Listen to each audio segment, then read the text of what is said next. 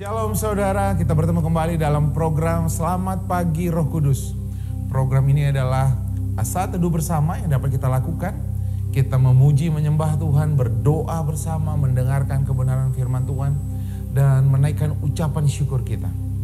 Saya percaya sekali saudara akan disegarkan, dipuaskan, mendapatkan jawaban bagi pertanyaan-pertanyaan saudara. Dan saudara dapat merasakan hadirat Tuhan bersama-sama dengan kita dimanapun saudara saat ini berada.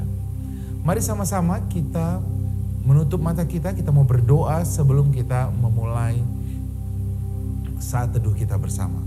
Mari kita datang kepada Tuhan. Terima kasih Bapa, kami mengucap syukur untuk anugerah-Mu.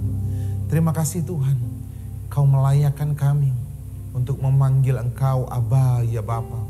Melayakkan kami untuk dapat bersekutu dengan Engkau, masuk ke ruang maha kudus-Mu Tuhan, oleh karena penebusan darah-Mu yang melayakkan kami. Terima kasih Tuhan.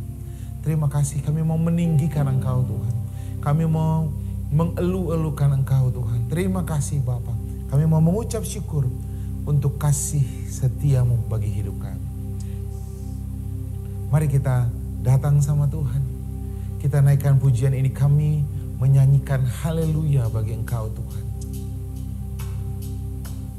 Mari sama-sama kita bawa hati kita.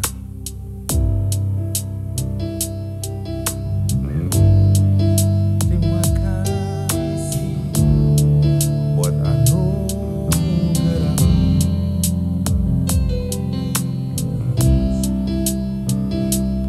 Terima kasih Tuhan.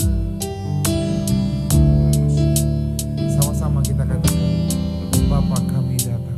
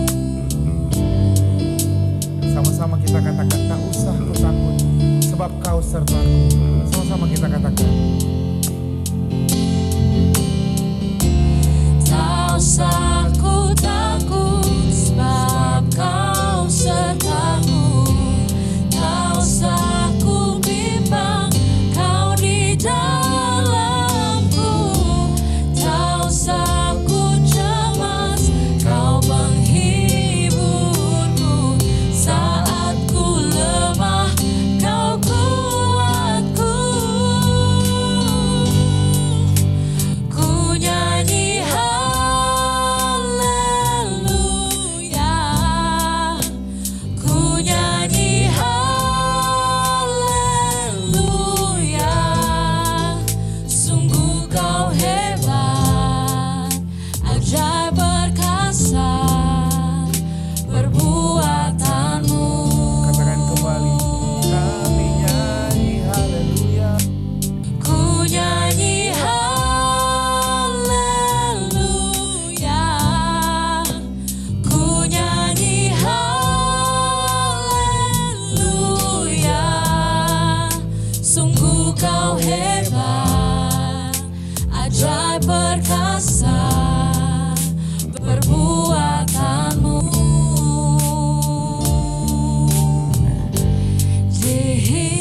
kita sembah Tuhan.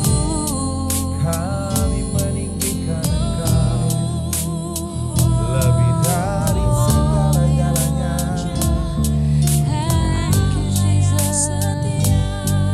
Karena kami percaya firman-Mu itu hidup, firman-Mu itu berkuasa mengubahkan. Kami percaya Yesus.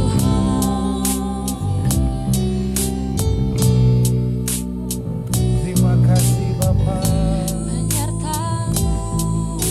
Terima kasih anugerah-Mu tak ada habis-habisnya. Penyertaan-Mu ajaib. Sama-sama kita katakan, ku kagum hormat akan Engkau.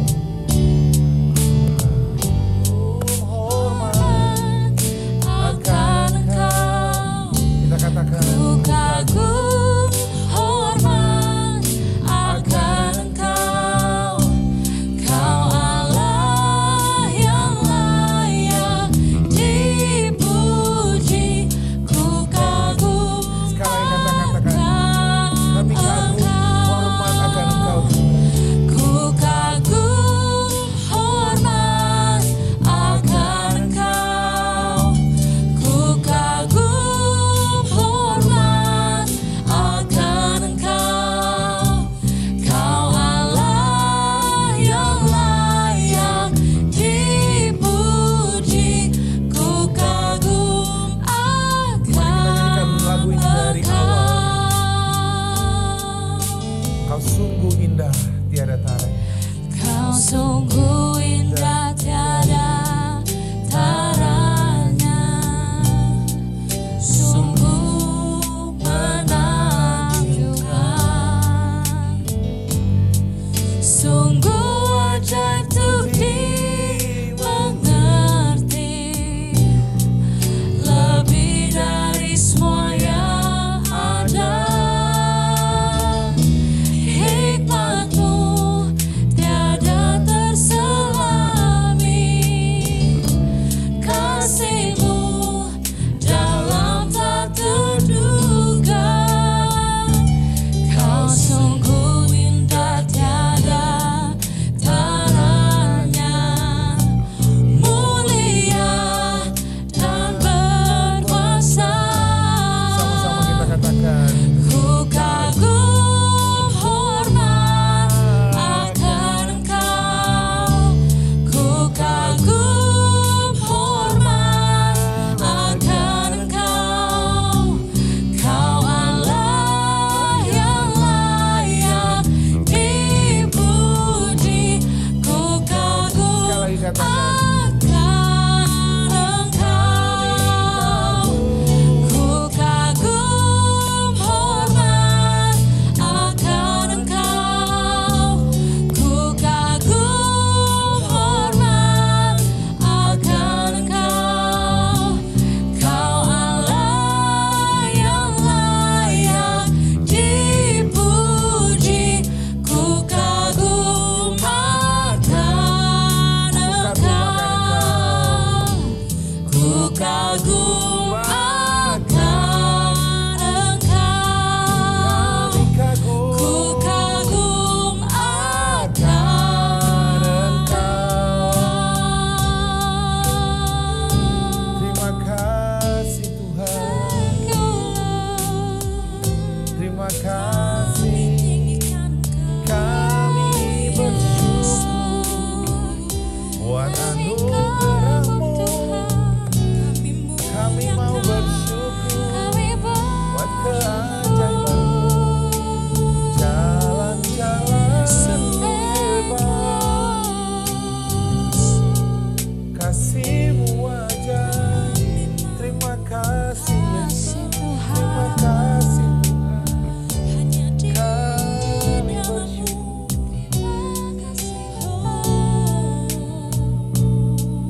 Terima kasih Bapak. Terima kasih Tuhan. Semakin kami mengenal Engkau, semakin kami mengerti. Tidak ada yang lebih besar daripada Engkau. Ketika Kau berfirman, maka semuanya itu ya dan amin. Ketika Kau berfirman, maka itu menjadi sebuah kepastian. Mengalahkan realita, mengalahkan semua ketakutan kami, mengalahkan semua kekecewaan kami. Terima kasih Bapa. Kau mengarahkan mata kami kepada Engkau, mengarahkan hati kami kepada Engkau, mengarahkan pandangan kami kepada firman-Mu, supaya kami tenang, supaya hati kami menjadi percaya, tidak diombang-ambingkan. Terima kasih Tuhan. Saya mengucap syukur. Haleluya. Saya mendengarkan kebenaran firman-Mu.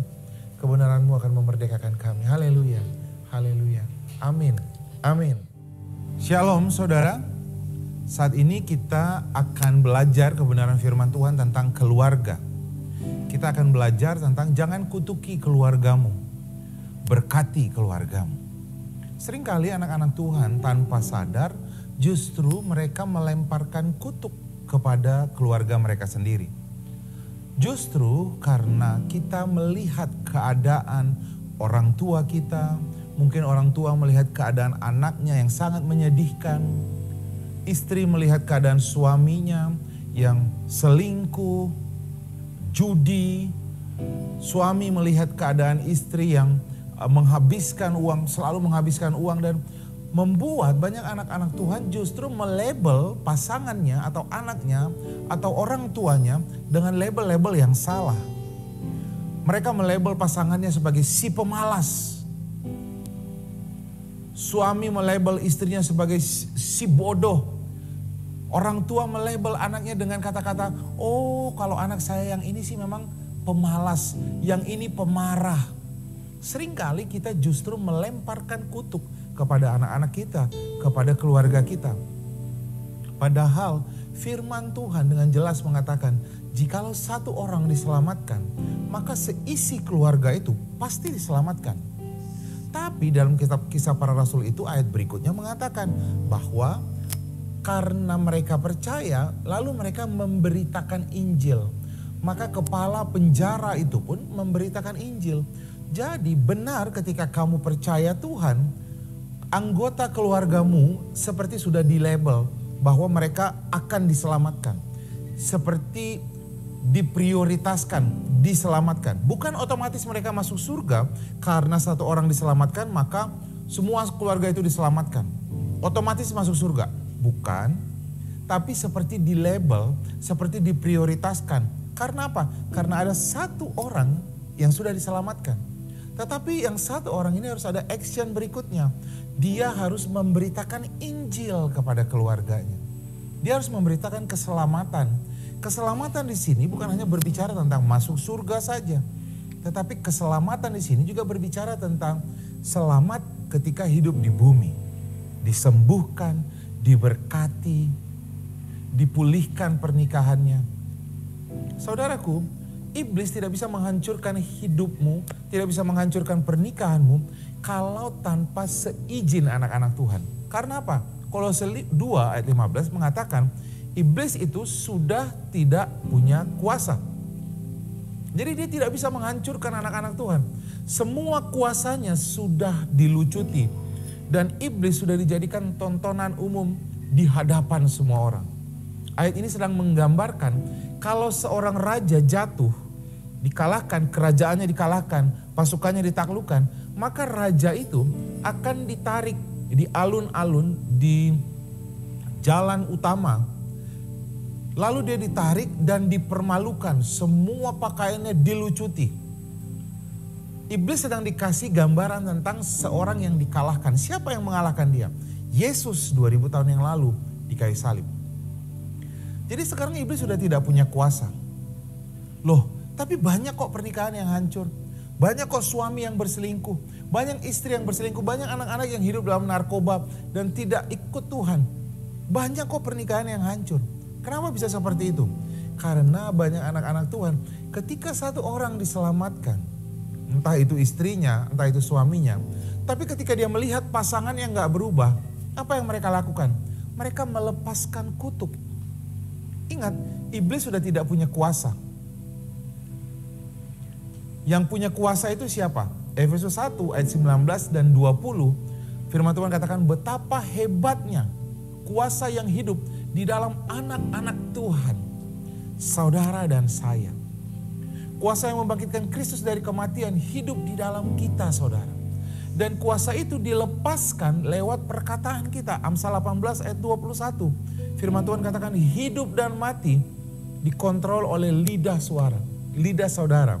Barang siapa yang mau melihat kehidupan, dia harus mengucapkan kehidupan. Tapi seringkali anak-anak Tuhan bilang, aku mau pernikahanku baik. Tapi yang dia ucapkan keluh kesah. Dia ucapkan, aduh suamiku ini payah banget, pemalas, kerjanya gak ada. Aduh istriku ini masak aja gak bisa, mengelola keuangan gak bisa. Dikasih berapa saja, habis. Atau ketika kita melihat anak kita, kita mengeluh, aduh kenapa anak saya seperti ini? Kenapa dia narkoba? Kenapa dia kenapa dia... Kita mengucapkan keluhan-keluhan kita. Tahukah kamu, setiap kali kamu mengeluh, setiap kali kamu melabel pasanganmu, kamu sedang mengizinkan iblis untuk menghancurkan dia. Kamu sedang memberikan kuasa yang ada pada kamu kepada iblis untuk menghancurkan pernikahanmu. Ya, mungkin saudara tidak menyadari ini. Tapi ketika kau berkata kepada suamimu, hei pemalas, kamu sedang memberikan kepada iblis untuk menghancurkan suamimu, memberikan dia kuasa. Itu sebabnya iblis, dikatakan firman Tuhan dalam 1 Petrus 5 ayat 8, iblis itu seperti singa yang mengaum-ngaum. Dia berkeliling mencari orang yang dapat dia mangsa. Kenapa iblis seperti singa yang mengaum-ngaum? Saudara, nggak ada singa yang mau menangkap mangsanya mengaum-ngaum. Ini pasti singa yang nggak lulus sekolah persingaan. Tahu karena apa? Karena semua singa kalau mau mengejar mangsanya pasti mengendap-endap, benar nggak? Tapi kenapa singanya mengaum-ngaum? Karena singanya sudah nggak punya taring lagi. Singanya sudah tidak punya kuasa. Lalu kenapa singa mengaum? Tujuannya cuma satu. Wahyu 12 ayat 10. Singa itu seperti iblis itu seperti singa. Ngapain? Mendakwa saudara siang dan malam. Iblis itu akan menunjukkan, lihat suamimu pulang malam lagi, mabuk lagi, main perempuan lagi. Lihat, kita dipaksa sama iblis untuk mengakui realita. Iblis akan memaksa kita. Lihat kamu berdoa, sudah capek kamu berdoa. Lihat berubah gak istrimu? Masih saja menghabiskan uang. Masih saja tidak bertanggung jawab terhadap anak-anak. Masih saja tidak bisa mengelola rumah tangga. Lihat istrimu. Iblis akan membuat engkau fokus kepada masalahmu. Supaya apa? Supaya kamu mengucapkan ketakutanmu. Supaya kamu mengucapkan kekhawatiranmu. Harusnya yang kita ucapkan adalah harapan kita. Tapi banyak anak-anak Tuhan mengucapkan ketakutannya. Padahal firman Tuhan katakan 1 Petrus 3, barang siapa yang mau melihat hari-hari yang baik besok, lusa, tahun depan, dia harus ngomong yang baik hari ini. Jadi kalau kamu mau melihat suamimu berubah, ucapkan dong apa yang kamu harapkan. Amin. Encourage dia, kamu laki-laki yang bertanggung jawab. Kamu laki-laki man of honor. Kamu laki-laki yang kalau ngomong A yang kamu lakukan. Kamu laki-laki yang bekerja dengan luar biasa. Ayo dong, kita ucapkan ketika suami kita bilang lagi, aduh gagal nih bisnisnya. Kamu bilang sebagai istri yang baik, kamu bilang, mari kita sama-sama berdoa. Karena apa? Ketika dua orang bersepakat, firman Tuhan katakan, apa saja yang mereka minta dan doakan, terjadi. Amin. Siapa dua orang ini? Suami, istri. Powerful banget ketika dua orang bersepakat. Firman Tuhan katakan 1 orang mengalahkan 1000, 2 orang berlaksa-laksa. Tahu artinya apa? Ketika laki-laki sendiri saja, dia mungkin bisa melakukan bisnis yang hebat. Nilainya, penghasilannya 5 juta. Tapi ketika mereka bergabung suami dan istri, hasilnya bukan 10 juta, tapi berlipat-lipat. 1 orang mengalahkan 1000, 2 orang berlaksa-laksa, multiplikasi. Itu sebabnya satu sama lain harus saling menolong.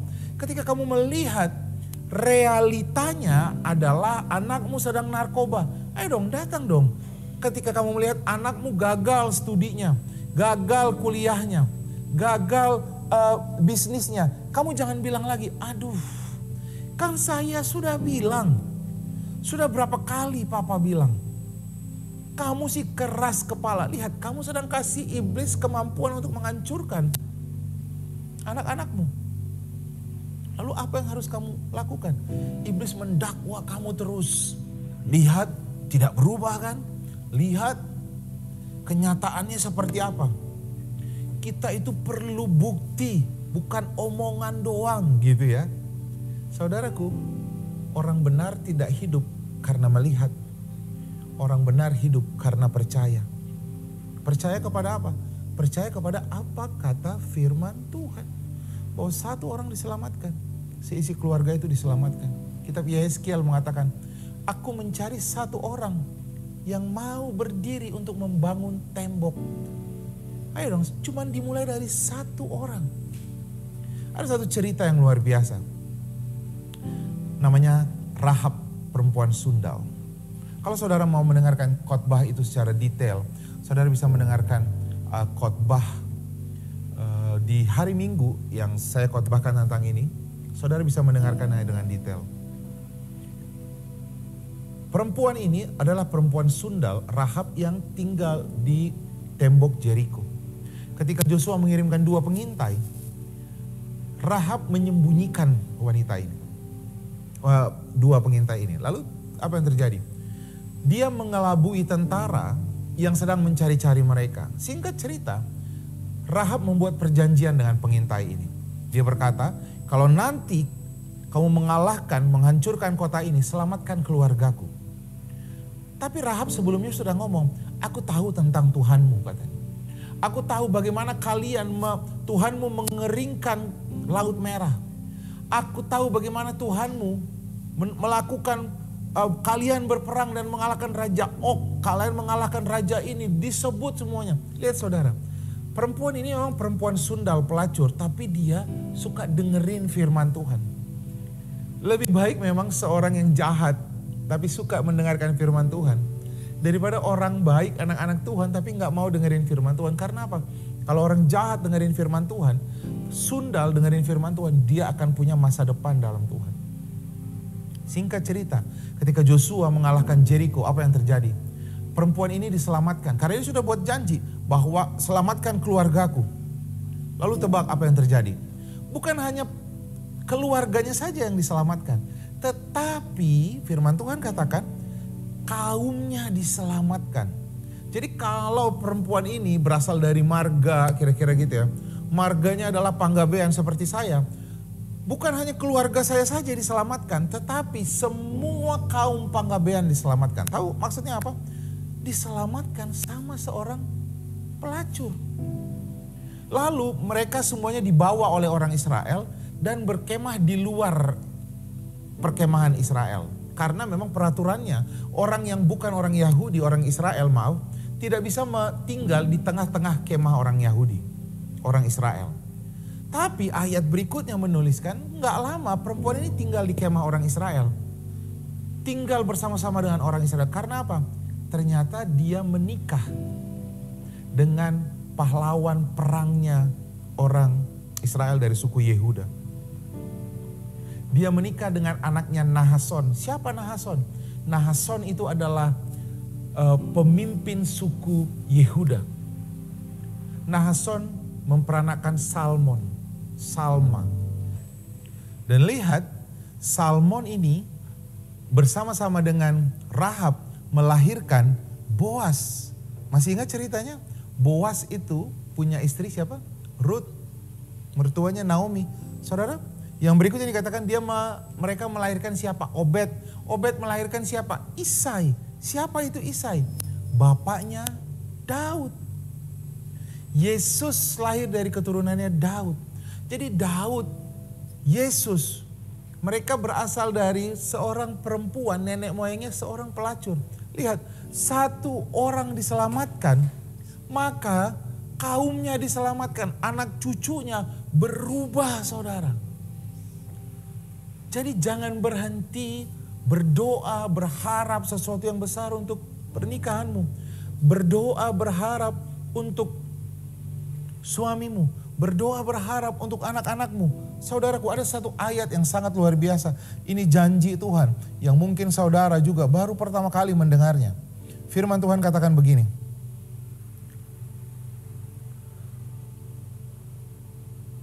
Matius 127 ayat 4 dikatakan seperti anak panah di tangan pahlawan. Demikianlah anak-anak pada masa mudanya. Anak-anak muda itu seperti siapa? Anak panah. Pahlawannya siapa? Yang memegang busurnya. Siapa itu? Orang tuanya. Masalahnya banyak sekali orang berpikir masalahnya adalah anak panahnya. Bukan. Kalau anak panahnya salah ditembakkan, itu bukan salah anak panahnya. Salah siapa? Orang tuanya. Apa yang harus dilakukan? Mari orang tua datang kepada Tuhan. Kalau dimulai dari kamu, satu orang saja, maka kamu akan membawa perubahan yang luar biasa. Saya teringat ibu saya, setiap kali saya melakukan kesalahan, ibu saya selalu mengingatkan saya bahwa satu kali kamu akan berkhotbah, kamu akan melayani Tuhan. Bagi saya itu hal yang sama sekali aneh. Melayani Tuhan, karena dari dulu SMA saja saya sudah diusir dari tempat kota saya di mana saya tinggal. Bagi saya bertobat ikut Tuhan itu pemahaman yang sama sekali tidak masuk akal. Pernah satu kali ibu saya melihat saya pulang, dia tinggal di kos-kosan saya waktu SMA. Lalu dia melihat baju saya berdarah-darah, lalu dia berdiri dari, kebayang saudara seorang ibu melihat dari ujung jalan, dia sambil gemetaran, dia jemput saya, dia bawa saya ke kamar, dibersihkan semuanya.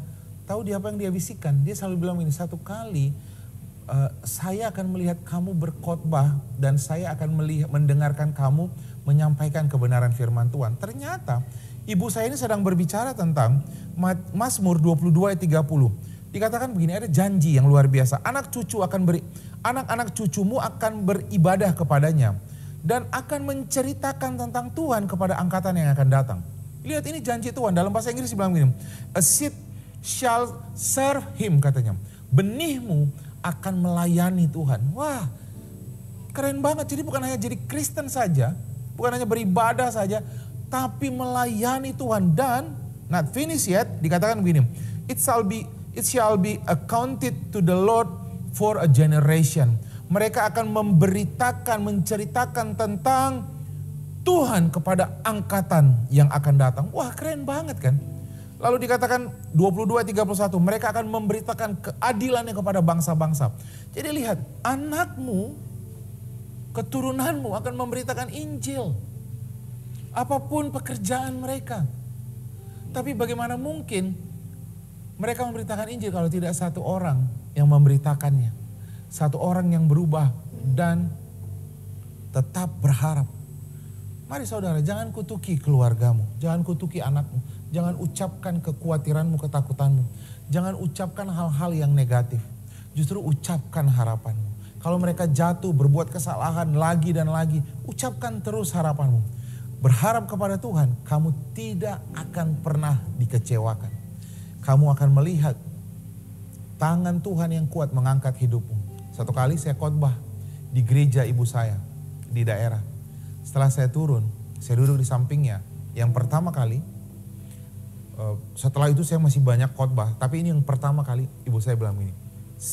Katanya, lihat, benar kan yang saya bilang, kamu khotbah di hadapan saya. Sambil matanya berkaca-kaca. Lihat, janji Tuhan gak pernah gagal. Gak gagal buat saya, tidak gagal buat saudara. Keluargamu pasti melihat keajaiban. Selalu dimulai dari satu orang. Tuhan memberkati kita semuanya. Tetap berharap. Mari datang kepada Tuhan. Mari datang, bawa hatimu. Bawa hatimu kepada Tuhan. Terima kasih Tuhan. Bagi setiap saudara yang sedang bergumul untuk keluargamu, istri yang bergumul untuk suaminya, suami yang sedang bergumul untuk istrinya, orang tua yang bergumul untuk anak-anaknya. Dan mungkin kamu anak-anak yang sedang bergumul tentang orang tuamu. Supaya mereka tidak bercerai, supaya mereka bersatu, supaya mereka tidak hancur. Supaya mereka mengenal Tuhan. Mari saudara angkat tanganmu, saya mau berdoa buat engkau. Di dalam nama Tuhan Yesus. Kebenaran firman Tuhan ini memerdekakan engkau. Roh yang ada di dalammu bangkit untuk berdiri. Membuat pengharapan yang baru untuk keluargamu. Mengucapkan berkat, mengucapkan harapan-harapanmu. Melepaskan berkat bagi keluargamu. Start dari hari ini. Kami berani mengucapkan bahwa keluarga kami diberkati. Suami kami diberkati. Suami kami menjadi orang yang cinta Tuhan. Istri kami menjadi orang yang cinta Tuhan. Anak-anak kami menjadi orang-orang yang mengasihi Tuhan. Memberikan hidupnya, melayani Tuhan. Sama seperti Joshua yang berkata, tapi aku dan seisi keluargaku, kami akan menyembah Tuhan.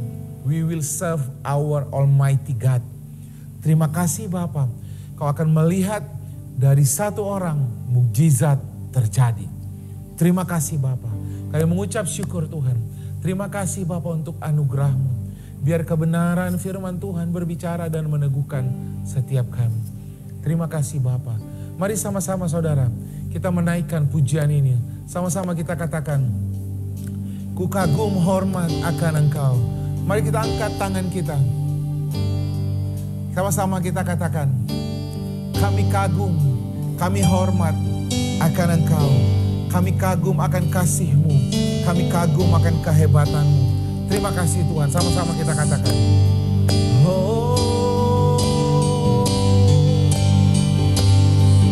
kagum hormat akan Engkau. Ku kagum hormat akan Engkau. Kau Allah yang layak dipuji. Ku kagum akan Sekali katakan. Kami kagum. Ku kagum hormat akan Engkau. Kami kagum. Ku kagum hormat akan Engkau. Kau Allah yang layak dipuji. Sekali lagi katakan. Kami kagum, kami hormat akan Engkau Tuhan. Ku kagum hormat akan Engkau. Kami Ku kagum. kagum hormat akan Engkau. Kau Allah yang layak dipuji. Ku kagum akan Engkau. Ku kagum akan Engkau. Ku kagum akan Engkau. Sekali katakan. Ku kagum Akan Engkau. Terima kasih Tuhan. Terima kasih Bapa. Kami mengucap syukur Tuhan. Kami mengucap syukur. Terima kasih Bapa. Kami terima anugerah-Mu. Kami terima kasih-Mu. Hari ini kami diberkati. Hari ini kami sehat. Hari ini tidak ada penyakit sampar, penyakit menular yang bisa mendekat kepada kami. Suami kami diberkati. Istri kami diberkati. Anak-anak kami diberkati.